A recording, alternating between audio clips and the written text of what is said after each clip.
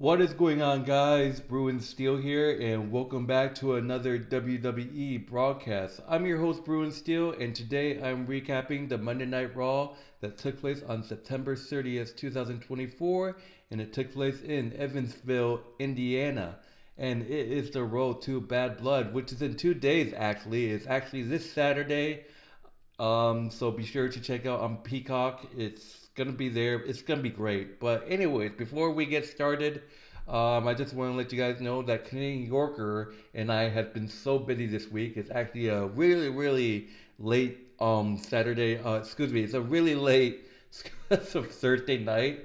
So I apologize for the late video.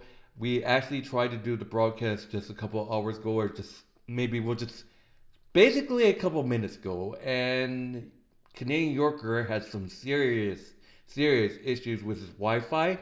So we decided that I'm just gonna do Raw, and I'm gonna be doing my Bad Blood predictions after this video. So be sure to check that out. So I'm gonna do Monday Night Raw and Bad Blood on my own. Like I said, Canadian Yorker is having some serious Wi-Fi issues right now, so cannot make it. But be sure to check out my friends Canadian Yorker's YouTube channel. The link will be in the description of this video. But anyways, let's get started with this Monday Night Raw.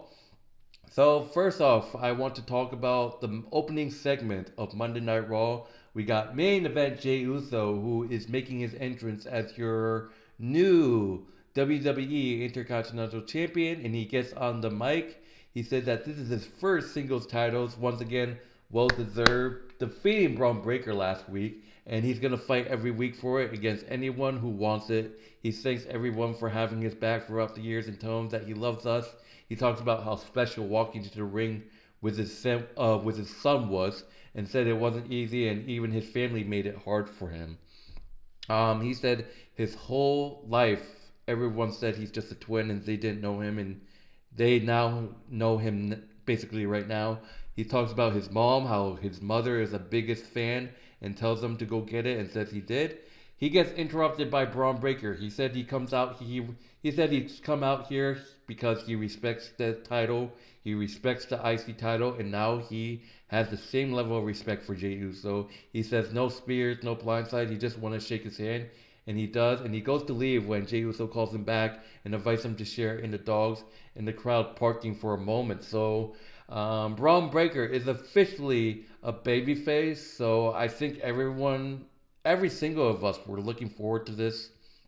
Um, I definitely think that this is a storyline. I definitely think Bron Breakker is going to go after Gunther.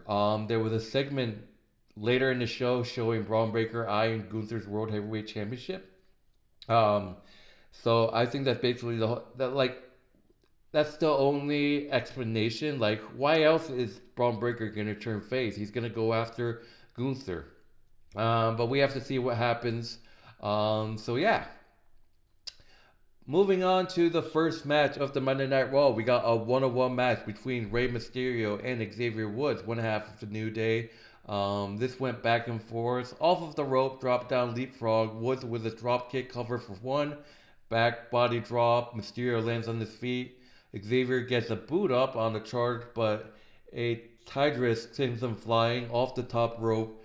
Rey with a satellite head scissors, wrecking ball dropkick, and senton over the floor. Later, Woods wants a German suplex. Moonsault connects back inside, diving senton, springboard crossbody, so close. And basically, at the end of the match, Rey Mysterio tried to go for a 619, but Xavier ducks, reverses it, scoop lift. And I don't know if he did it on accident or it was on purpose.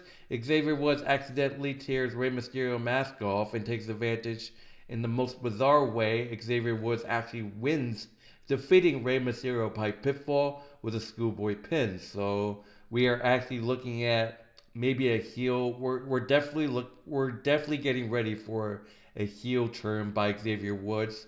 And it was announced later on that Jey Uso will have his first title defense against Xavier Woods.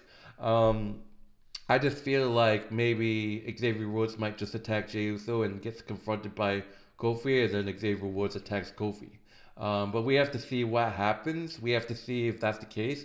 But Jey Uso will defend his title, the IC title, against Xavier Woods next week on Raw after Bad Blood. So we have to see what happens. Like next week's Monday Night Raw is stacked. Like holy moly! Like we got Gunther versus Sammy for the world title. We got, like I said, Xavier Woods versus Jay. But we have to see what happens. Alright, so moving on to the next match, we got Lyra Valkyria versus Zoey Stark in a 1-on-1 match. This feud has become just absolute amazing. It has taken a turn. And Lyra was just like, she was alone in this match because I don't think she had Natalya. I don't think she didn't have Selena Vega.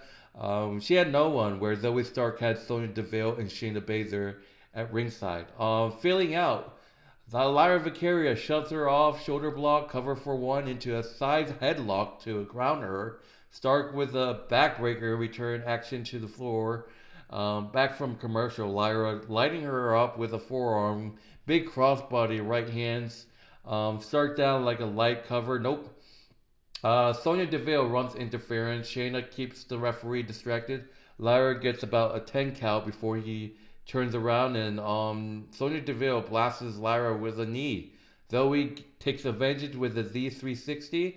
Zoey Stark defeats Lyra Valkyria by pinfall. Post-match, a returning Caden Carter and Caden Chance run down and make the save, sending Pure Fusion Collective packing. So, after being out for a while, after getting attacked by Pure Fusion Collective, Caden Carter and Caden Chance saves Lyra and tries to get some redemption of themselves after what Pure Fusion Collective did to them like a couple months ago, or it might have been a couple weeks ago. I don't remember. You see Chance's face all messed up with a brace. Yeah. But moving on, going to the next segment. We got a segment here, Hell in a Cell. This rivalry has turned a toll. Adam Pearce is on mic with security in the ring. He says one of his responsibilities is making sure Raw delivers on its promised main events and special attractions. And on Saturday, he gets one hell of a special attraction lined up. After Saturday, the war between CM Punk and Drew McIntyre will be over. But to get there, we need to make sure there's no fighting tonight. He said he grants both competitors a parting shot in their bitter war, and he introduced CM Punk and then Drew McIntyre. Drew McIntyre speaks first. He explains that he's wearing black out of respect, but not respect for Punk, but rather respect for his wife, who after this Saturday claims that we'll have to feed Punk, bathe Punk, and will probably leave him. And it's a tuxedo because for the rest of the world it'll be a celebration that Punk is gone and never coming back, all thanks to Drew McIntyre. He berates the crowd for still chanting for Punk despite all his work, and he can see the hatred burning into CM Punk, and he's glad. He said there was a time that he had no room for hate in his life, but Punk told him it's a powerful weapon if aimed right, and it's lucky for him that on Saturday at Bad Blood, that hate will die with Punk. Drew starts to turn away, and CM Punk says people have called him a lot of things through his career, including voice of the voiceless, but tonight he's voiceless because he has nothing to say to a piece of garbage like Drew. CM Punk said he's so mad he can't go home and has been living in a hotel for the last month because he doesn't want to subject his wife to a son of a bitch he's become. And he said that Drew has turned him into a boogeyman. His worst critics have described him as he's going to send McIntyre home to Scotland in a box. He wants Drew to remember and never forget that he prayed for all of this, and on Saturday when they're locked in a cell together, and he has taken everything from Drew as his fears subsides and there's nothing left but panic. He'll look up and Punk will wipe that blood from his eyes. McIntyre will pray, and not to God and not to the devil. No, he'll be praying to CM Punk, and he will see him in hell. So intense rivalry, and hopefully this is the last we see of CM Punk versus Drew McIntyre. But I just feel like after, Bad Blood, these two are just going to find each other in the backstage area and then just start brawling again. I just don't believe it that this is the last of CM Punk and Drew McIntyre. Adam Pearce claims it was going to be, but look, we thought it was going to be the end of CM Punk and Drew McIntyre after CM Punk beat Drew in a strap match. But no, the next Monday Night Raw, Drew McIntyre completely goes maniac and destroys CM Punk. What if he does it again? That's just my issue, but CM Punk versus Drew McIntyre in a Hell in a Cell match this Saturday at Bad Blood. Be sure to check it out, guys. It's going to be great. But moving on, we got the Judgment Day making their entrance. We got Judgment Day, Carlito, Dominik Mysterio, and JD McDonagh, versus LWO, Cruz del Toro, Dragon Lee, and Joaquin Wilde. Um, so Del Toro and McDonagh to start. Big dive in, crossbody staggers JD, but he quickly puts Wilde in the corner and tags Carlito in. It went back and forth. Carlito in to throw Lee into the corner, but he eats ends the girl in a slingshot to the knee. Lee charges into an uppercut from JD, but shoves him off balance to trap him in a tree of wood, stacking Judgment Day up in the corner, coast to coast, pulling McDonagh into a cover. Nope. Stereo dive from Dragon and Cruz. That was unbelievable, by the way. Back inside, Jake Quan on top, but Liv Morgan runs interference. Finn Balor, who told Dominik earlier in the show on the phone that he had travel issues, arrived to shut Jake One down. Judgment Day defeats LWO by pinfall with the Devils Inside from JD McDonagh on Jake One Wilde. So just my thoughts. I just feel like it has to happen, right? Raquel Rodriguez is coming back, right? That has to be the case. Like, I don't understand. I mean, like, Raquel is gonna cost Rhea Ripley the title, but people are like, "Oh, Raquel is injured." We just have to see that. But we have to see what happens. In this Liv Morgan versus Rhea Ripley World Heavyweight Championship match, Women's World Heavyweight Championship match with Dominik Mysterio suspending high in a cage. But we have to see if Raquel actually joins this faction. People are saying that's the whole reason why Finn Balor didn't actually have travel issues. He was at an airport maybe. People were suggesting that he was at an airport. They were suggesting that Finn Balor was at an airport and trying to recruit Raquel or something. But we have to see what happens when Bad Blood comes. But unfortunately, I won't be watching it because I'll be working. But anyways, moving on. Judgment Day are huddling in the ring chatting. Finn Balor turns to the camera and gets on the mic calling Damian Priest out. Damian Priest said he was going to rip his heart off, but well, he doesn't have a heart, and he's going to prove to Priest that he needed the Judgment Day, but they never needed Damian Priest. Liv Morgan then said she's going to prove that she's a home-wrecking, man-stealing, heartbreaking, title-taking, greatest women's champion of all time. They get interrupted by Rhea Ripley. She says she knows all about Dominik Mysterio's dirty little secrets and calls for a shark cage. One of those secrets that Dom is extremely claustrophobic. So at Bad Blood, when he's locked in the cage crying and spoiling himself, he'll have the best seat in the house to see his little girlfriend realize she's not as good as Rhea Ripley. And he'll watch as she wins the title she never lost. But for tonight, she's done talking. Damian Priest shows up in the ring and bows Judgment Day over before taking it to Finn with punches in the corner. Rhea Ripley lays out Liv Morgan with a headbutt and throws Dom into the barricade. She chases Morgan off for the crowd and turns back to Mysterio, beating him down from the cage. She opens the door and laughs before throwing Dominik inside. She tries to slam the door on him, but Morgan returns and they brawl. In the ring, Finn drops Damian Priest with a coup de grace before hitting a second one and then the third. Judgment Day stands tall over Damian Priest, ending the segment. So Finn Balor versus Damian Priest in a one-on-one match at Bad Blood. Be sure to check it out. It's really difficult to decide who will win in this one, but I can't wait to see. Alright, so moving on to the next match. We got a one-on-one match. Chad Gable, one half of American Made, versus Kofi Kingston, one half of The New Day. So it went back and forth, feeling out, trading arm drags, and head scissors takes over. Kingston lands on his feet off of a German suplex, and Gable follows with a monkey flip. Kofi also landing on his feet, following a dropkick, slingshot squat cover 2. Chad busted open at the forehead, but in control as they go to break. Gable gets a near fall off a diving headbutt. Kingston with a dropkick. Chad catches them with a belly to suplex, trading near fall. Gable bridged up, crucified DDT. Nope, Kofi off of the top with a brain chop. Caught into an ankle lock, reversed into a pin for 2. Trouble in Paradise, countered into an ankle lock. Kingston slings him into the corner, so close. Gable bails to the floor, action breaks down. Creek and Xavier Woods get involved.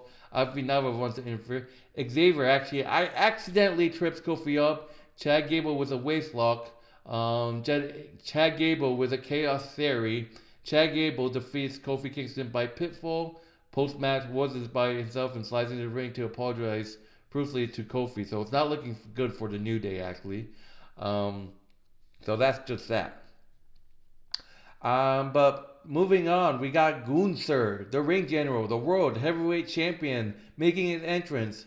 We see that Dragunov was injured in the house show, expecting a torn LCL. It's a torn ACL, and it takes 6 to 9 months to heal. So shout out to Dragunov on a great recovery. Gunther gets on the mic and begins saying life as World Heavyweight Champion has been fantastic. He loved every aspect of it, the money, the luxury, but there's one thing he really hates right now, and that's the insult of having to deal with Sami Zayn every week. Gunther said he couldn't ask for anyone more annoying to come here week to week. He gets interrupted by Sami Zayn. He tells Gunther that there's an easy way to put an end to all of this. He just has to give him a title match, but he won't do it, and Sami knows why. And he asked him to tell him to his face why he won't do it. Gunther said he tried to tell him, tried to beat him into it. Sami just isn't on his level. Sami Zayn asked if that's the case, how did he beat him at WrestleMania? He pinned him and he thinks he's so much better. That's why he drives him crazy. Gunther admits that he's afraid, but not at Sami, but his reputation. Losing to the better man would have been a problem, but losing to Sami Zayn has been the biggest embarrassment of his career. He was so busy embarrassing Sami in front of his own family that he did it to him. He was so confident WrestleMania win that he flew his family out. He just didn't make a dig of it. He said that when it's done, he had to go to the back and look at his father and I, and his father said a bunch of German and translates, and said that his father asked if he really threw him out from Vietnam to Philadelphia just to see him lose to a bum like Sami Zayn. Sami's family is used to see him fail and doesn't expect anyone. So it went back and forth, and Sami said he's the golden goose of the family of something. Sami said he's right. His family has seen him get knocked down the way, but picks himself up. And what did Gunther say? He crumbled. He didn't ask for a rematch. He tucked his tail and ran. Sami said that Gunther disappeared from TV for months, all because his dad felt like a loser. Gunther decks Sami. He had enough and puts boost to him. Sami Zayn gets a corner exploder, but the ring general powers up with a quick little crutch to suck the life of him with a huge powerbomb. Gunther grabs the mic and finally accepts Sami Zayn's challenge. That's the end of the segment, guys. Wow. So Sami gets his wish. Gunther versus Sami next week in a World Heavyweight Championship match. So that's crazy. So, yeah. Alright, so moving on to the next match. We got Arthurs of Pain, Akem and Rizar versus Austin Truth. R-Truth returning. Great to see you back, buddy. And The Miz. Truth and Rather start shoulder blocking and the big man is unbooed. But Ron gets the fall forward Blue Thunder driver. You can't see me 5 Funko shuffle. Rizar slips out to get him for a dominator. Quick tags keeps Truth off balance, low bridge, and the leg in the class is clear. R-Truth tags to Miz, fired up. Excuse me. The Miz turns heel on R-Truth. He turns and blasts R-Truth through the booth. The Miz walks off in the Arthur of Pain defeats R-Truth and The Miz by pinfall with a what a rush on R-Truth. So The Miz turning heel on R-Truth. That is, well, you kind of was hoping that it was coming, and it looked like it was all part of Karrion Kross's plan, because the last couple of weeks we actually seen Karrion Kross talk to Miz a couple times. But then on top of that, I think The Miz is really annoyed by R-Truth, and I just feel like people are saying that, oh, how could this happen? You know, R-Truth saved The Miz from like a tsunami from Bronson Reed. Like, how did this happen? But The Miz is going back to a heel. I just feel like many people like The Miz as a heel. That's just my own opinion. I just feel like The Miz is better as a heel than a face. But we have to see what happens, what Miz has to say. He was actually recently on NXT. He didn't really talk about it, but hopefully next Monday, The Miz is probably going to explain himself, maybe, hopefully. But yeah. Alright, so we are finally here at the main event. We got Braun Strowman versus Bronson Reed in a last monster standing match. This was an unbelievable match. And it went back and forth. Strowman rushes the ring and we're off. Reed clobbers him with a freight train crossbody to the floor. Bron passes him into the steel steps and then clobbers him with the steps a few times before lifting him up. Chokes him for the announce table. They begin to count, but Bronson makes it up. Strowman beats the count, and Bronson hooks him from the apron. Braun with the headbutt off the rope. A forearm sends Reed flying off the apron and through the chairs and a table. They count, and Strowman answers. Fighting to the stage, Roman whoops him with a steel chair. Fighting under road cage, Bronson avalanche Dan's Valley driver through the table to the floor. They count and they both beat it. Fighting back in the ringside, and we go to break again. Referee counting, but the Reed interrupts to spear Braun through the timekeeper barricade. Bronson up top, 747 splash up again for another. Reed calls for the referee. When the referee doesn't come, Reed throws him towards the ring, but Adam Pearce is right on him. Strowman off the top into a mess of security and Bronson. Reed to his feet. The referee starts to count, but Braun gets to his feet to beat the count. Strowman climbs up back inside. Bronson Reed cuts him off with winging a chair at his face. Up top together, trading clubbing blows. Suplex collapses the entire ring. Holy shit. And you hear the chants. Holy shit. The referee climbs into the ring uneasy on his feet, and the minutes start to count. We see the visionary Seth Rollins is back, and he hits the blackout on the steel steps to keep Reed down. The stomp, the curd stomp. Braun Strowman is the last monster standing thanks to Seth Rollins. And I called it, guys. I actually literally called it. I knew Seth Rollins was going to cost Bronson Reed at some point, whatever, but the visionary is back. We're hoping to see a Seth Rollins and Bronson Reed feud. But Braun Strowman beats the referee standing 10 count, and that's the show, guys. Wow, we have to see what's going to happen. We might see Bronson Reed ask for a rematch. I want to see another Braun Strowman versus Bronson Reed match, to be honest, but I feel like Seth Rollins has to start a feud with Bronson Reed. It has to. But anyways, that would do it for Monday Night Raw. In terms of grading, I think I give this was a great show. I give this an A minus. I just feel like it was awesome. Don't get me wrong, it was an excellent show. Maybe a little bit more, but I give this a plain A. I give this a plain A.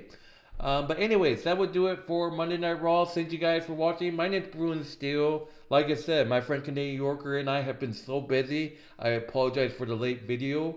And me and Canadian Yorker, we actually tried to do the broadcast a couple hours ago or a couple minutes ago, whatever. And his Wi-Fi, he's been having some serious Wi-Fi issues over at his area. So he wasn't able to make it. So I'm doing Monday Night Raw by myself. It's a shame because I usually don't do Monday Night Raw by myself. I think this is only like my second time. But anyways, my name is Bruin Steele. Be sure to check out my friend Canadian Yorker's YouTube channel. The link will be in the description of this video, as well as our wrestling channel, which is WWE Wrestling Bros. Be sure to check that out. The link will be also in the description of this video as well. But in that case, I'm out of here, guys. Thank you guys for watching. Be sure to check out Bad Blood, which is premiering this Saturday on Peacock. Don't remember what time. I don't actually know what time. I think it's like depending on if you're in the East Coast or Pacific Coast or whatever. But anyways, my name is Bruin Steele. Thank you guys for watching. See you guys later. And I hope you guys enjoyed the rest of your night. See you later.